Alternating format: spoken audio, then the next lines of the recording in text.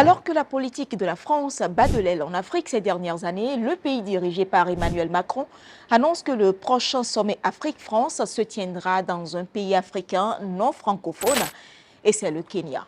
Depuis quelques années, on sent un rapprochement entre le président William Ruto du Kenya et son homologue français Emmanuel Macron. La France essaye aussi de chasser sur les terres dont la coopération était privilégiée la plupart du temps avec d'autres pays. Donc c'est très important de pouvoir équilibrer les relations et que ce soit des relations gagnant-gagnant, que ce soit avec des pays francophones ou non francophones d'Afrique. Le plus important, c'est de répondre aux aspirations des jeunesses africaines et de bien comprendre ces aspirations-là et de les accepter parce que nous sommes dans un monde globalisé et aujourd'hui, tout le monde comprend les enjeux géopolitiques et les relations entre États qui doivent absolument être équilibrées.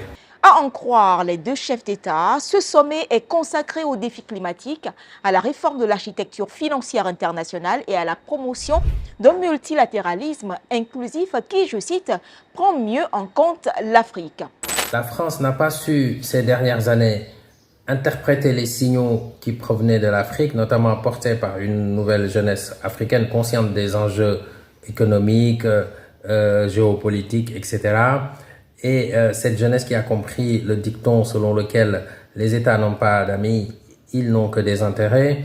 C'est pour ça qu'elle a tenté de corriger ça lors du dernier sommet France-Afrique, où le débat s'est fait finalement avec des organisations de la société civile et non pas avec les États. Mais cette stratégie n'a pas fonctionné. L'histoire raconte que c'est la France qui a été à l'origine de ce format diplomatique avec la tenue d'un premier sommet en 1973 avec ses anciennes colonies.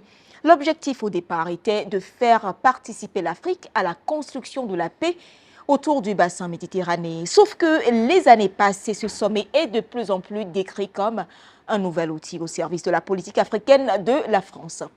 Le choix du Kenya pour l'édition 2026 de cette rencontre ne semble pas banal au moment où le sentiment anti-France-Afrique monte en Afrique francophone et où la présence militaire française dans plusieurs pays est de plus en plus critiquée.